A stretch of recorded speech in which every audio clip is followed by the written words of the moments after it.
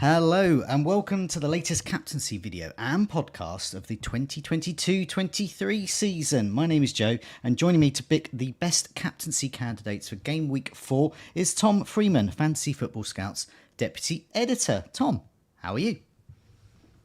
Yeah, I'm good, thanks, Joe. 50 points, I think I got in Game Week 3, which feels okay. And Salah left it late, didn't he? But got the captaincy goal in the end. Yeah, definitely. Yeah, I got a 51 points and an improbable green arrow, which might reflect where my rank is at the moment. Anyway, but I was very pleased with that, considering it was one of those weeks, and a lot of popular choices didn't do so well, but a lot of our captaincy choices did okay. Not great, but they did okay. Before we move on, just want to remind people to subscribe and to like the video if that really helps us out, but also do subscribe, keeps you up to date with all the latest videos and podcasts that we do. Also, welcome to those that have joined us in the live chat nice and early. We've got Zedja, James, Cameron, Steve, Lewis, Pilot Wing, Burkina, and many more. Thanks a lot for joining us. Steve in the chat says he got 40 points this week, and then he's put FFS, which I presume means Fantasy Football Scout. Absolutely. And it's not anything else. It just means that. So thanks a lot for giving us a little mention there. So what we'll do is we'll have a look at the fixtures, really. One thing I noticed is there's a lot of choice this week. Liverpool's Mohamed Salah can be the most reliable scoring captain to pick, especially after sides lost to Manchester United, looking to bounce back against Bournemouth this week. But then there's the effective ownership of Jesus, who was the biggest threat to my rank this week, and he's in my team, which is absolutely a ludicrous situation to be in, but that's where we are. But there's Haaland, Kane, Son, KDB, many more. So looking at these fixtures, really, what really stands out to you as a good one for the captaincy? I think there's one standout fixture, and that's Liverpool at home to Bournemouth. I'd put that out ahead, and then I think there's three other fixtures which, if you don't want to back the Liverpool man, I think you want to be looking at Arsenal against Fulham, Man City against Palace, and maybe Forest against Spurs as well. And I think those four fixtures are covering the four main candidates this week, which is Salah, Jesus, Haaland and Kane. Yeah, definitely. I mean, I look at that and I just see Liverpool against Bournemouth. I'd sort of penciled that in as good for the captaincy, but especially after that loss to Manchester United, they're going to really want to bounce back. And I mean, Bournemouth are going to bear the brunt of that. And I think Mohamed Salah is going to do well. I mean, even though they lost against Manchester United, he still comes away with a healthy return for those that backed him with the armband. Jesus against Fulham, yes, I like that fixture, but not as much. I think, well, as we'll look at the stats, I think Tottenham against Nottingham Forest could be a good fixture, but I'm not sure about their home and away. What's your take so far, do you think, with Nottingham Forest home and away? Do you think they're a tougher nut to crack at their place? Well, I think playing at the City ground is obviously going to help them. Massive support there, and I think that's always good. But they conceded a lot of chances at home against West Ham in Game Week 2. They're actually conceding over 20 shots per game across the first three rounds, more than any other team. They're bottom for XGC. But I do think that it could be down to so many new signings in that team, and it might take a bit of time for them to gel. So while I think they're an okay team, they've done okay so far, I still think they will give up chances, at least for a while longer. Okay. Yes. Well, let's move on to some stats I've got up here. So let's have a look at who are the worst defences so far, and that's showing that Nottingham Forest are statistically the worst, with expected goals conceded of 5.51. West Ham, surprisingly, are next worst, and then Everton, your team, Aston Villa, and Leicester with the fantastic Ward, who I'll read out some stats on the Scoutcast tonight, but he's not very good. And, Well, meanwhile, 4 million. it shows that Arsenal, Manchester City, and Brighton are statistically the best defences. So this is indicating that Kane could get some joy here. And you have to go quite far down to get to, say, Crystal Palace, who Haaland are facing, and also Bournemouth, that Mohamed Salah. So these stats are starting to make me think, is Kane the best option for the armband, do you think? Well, it's early days, isn't it? We've got 3 games of data to look at, and things like giving away a penalty can massively skew the XG conceded data and things like this at this stage of the season. It can rocket you up from being bottom to mid-table. But I do think Forest are conceding a lot of chances.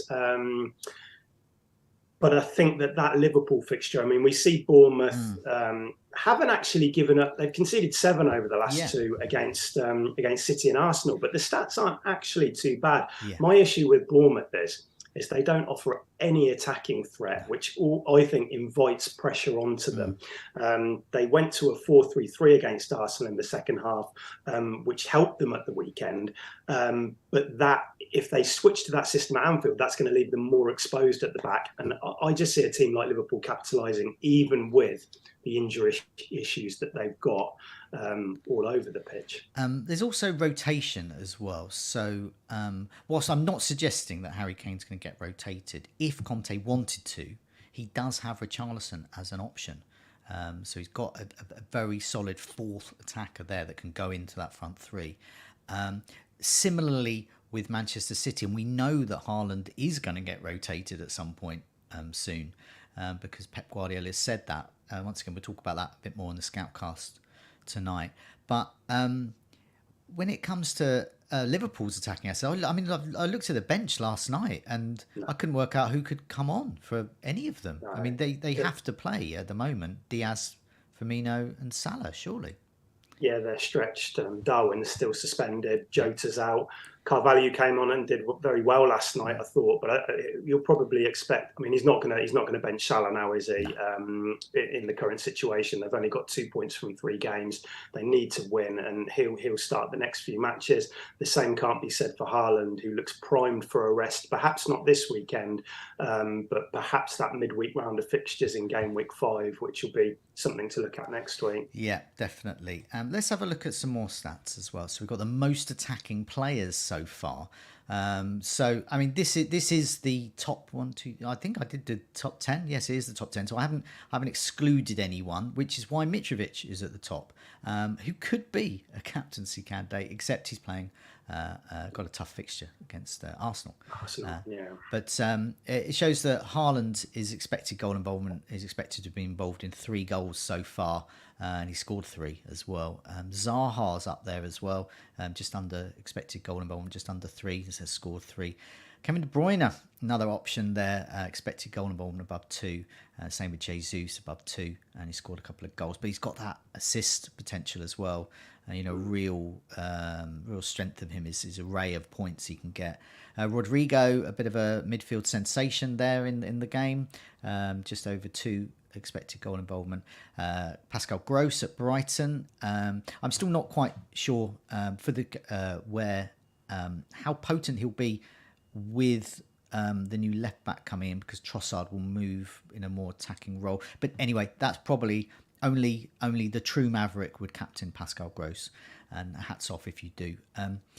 Mohamed Salah is there, expected goal involvement just under 2, and he's scored 2 goals, and it's very similar to Harry Kane. And then Ollie Watkins, your man at Villa, is very close to Salah and Kane there, but scored a goal. So yeah, I mean, looking at this, what does this tell you with the latest attacking stats? Who would be a good option considering the opposition? Well, I still like Salah, even with those injuries. I mean, he almost feels inevitable, Salah. Even last night, watching the game, Liverpool didn't perform well at all, but he popped up with that goal when you needed him to. 3 shots in the box. I think he created a few chances as well. I think if you're looking away from Salah, then obviously Haaland's right at the top there. I mean, he had 3 big chances against Newcastle at the weekend. He scored, he hit the post, he missed another one-on-one with Pope. And I just think with De Bruyne in that team, regardless of opposition, he's going to get chances. So I think that a home match against Palace, who are probably the best of those 4 defences we're talking about this week, with the main captaincy candidates against. They're probably the best defence, but this is Haaland, this is City. Do it against anybody. Then you've got Jesus as well. Bit unlucky in game week 3. Had the goal ruled out from VAR. But Arsenal attack looks great. But I do think the Fulham defence, with Palhinha sitting in front and Harrison Reed, they probably look the best of the 3 newly promoted sides defensively at the moment. And that's making me side towards Salah over Gabriel Jesus this week. Okay, well, let's have a look at our top 3 captaincy picks. Just a reminder to everyone to make sure you subscribe and do press the like button as well. Do subscribe, definitely there. So here's our top 3 picks. I think you can go first this time. So who are your top 3, and especially for our podcast listeners here who can't see the screen? Yeah, so number 1, I'll be captaining Salah, newly promoted opposition at Anfield. I think they'll be looking for a reaction this week. And he's such a reliable asset that I'm happy to hand him the armband again.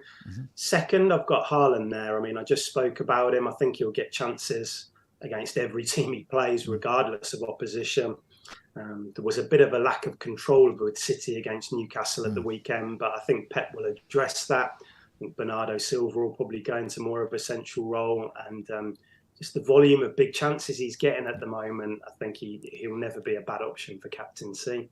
Number 3, Jesus, a decent option. I'll put him a little bit behind those 2. I have more confidence in others, but saying that, he's getting a lot of chances. He's playing in a good Arsenal attack. My only worry with them is that maybe the points might be spread around those attacking players a little bit, with Martinelli, with Odegaard. Saka hasn't got an attacking return yet, whereas at Liverpool, I think the majority is going to go through Salah. So that's why I'd side with him in game week 4. Okay, well, my picks are slightly different. I mean, top Mohamed Salah. All the reasons you just said, I'm not going to repeat them there. I just think it's he is a reliable pick. It's the fixture as well. So yeah, he just gets it for me in a week where there are slight question marks over some of the other fixtures. Jesus is there, just a broad range of points as well. He's got that assist potential, bonus goals as well. I do think almost every game he's going to get a return. He's also, for those that are, I mean, we shouldn't be dictated by effective ownership, but literally he was the equivalent of a 40% owner against me, and I own him last weekend. So it was absolutely ridiculous. I cheered his yellow card. I welcomed his 4 points. I welcomed any goal getting ruled out. And so I do want to captain him soon. But I do think that Salah has the better fixture. And that's ultimately what you've got to go for. You've got to ignore that pressure there and go for the guy that you think is going to score more points. I think it's going to be Salah this time around. Harry Kane squeezes in a 3rd spot for me. But Erling Haaland, is I could have picked him, but I've just gone for Kane. Security of starts. I'm not sure about the home and away. I need to have more data about Nottingham Forest. It could be that you target them away when they're away, and not captain a player when they're at home. I don't know, but on the face of it, I'm just going to go at face value. Their defence, they conceding a lot of shots. Henderson's making a lot of saves. A quality striker like Kane. When a keeper makes a lot of saves, if they're against a quality striker, then they should prosper. So I think Harry Kane's going to get some returns. But I mean all of them are good assets as well. We just before we go, I mean we gone off the boil. Son has gone off the boil for us as a captaincy pick at the moment. And I think KDB still is a good captaincy pick, but I know some people are just struggling to get them in their sides. But Son, hopefully he'll be back again for us as a captaincy pick. Yeah, I mean, it's just not really clicking at the moment for Son, is it? I mean, Kane's still doing reasonably well regardless. He's ticking over. He's got 2 goals in 2 matches, hit the bar as well at the weekend. But for Son, I mean, he just finished last season in such explosive kind of way that feels really underwhelming the first 3 games because he's not really been in the games. He's not been getting many chances.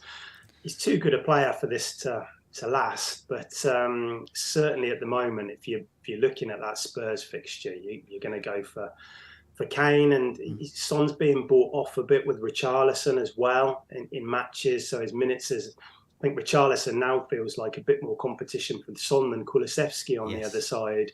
So I think little things like that are off-putting, and it's a lot of money to have tied up in that player at the moment. And I think if you do still own him, of course he's going to come good eventually, but how long are you going to give him? So there's other options, isn't there? Salah, De Bruyne, in there, all doing well in midfield. So you might want to have a look at that. So we're firmly with Salah this week, but there are other options as well. But good luck all those listening and those watching with your captaining decision. Good luck, Tom, with your decision to captain Salah, which is the same as me. So and bad luck to everyone else. But no, good luck, really. Good luck whoever you pick, as long as it's Salah. Thanks a lot, and I won't be back next week because I'm away, and I'm not sure what the schedule is next week because it's a bit different, but stay tuned. As long as you're subscribing, you will know. So good luck, everyone, and thanks a lot for listening. Thanks, Joe.